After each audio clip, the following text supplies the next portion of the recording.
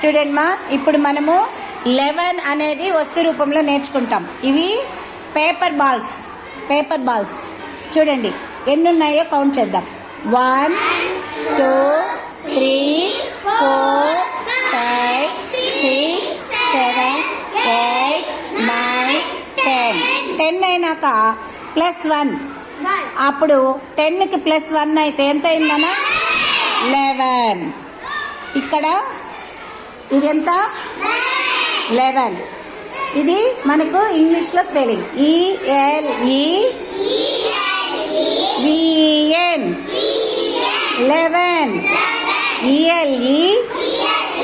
ELEVEN 11.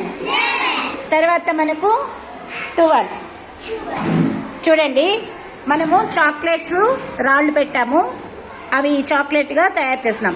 1 2 3 4 5 6 7 8 9 10. 10 + 2 12.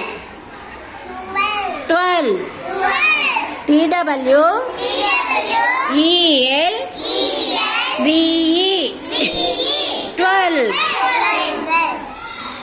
ఓకేనా? అర్థమైందనా? మీరు కూడా ఇదే విధంగా కౌంట్ చేయాలి ఇప్పుడు.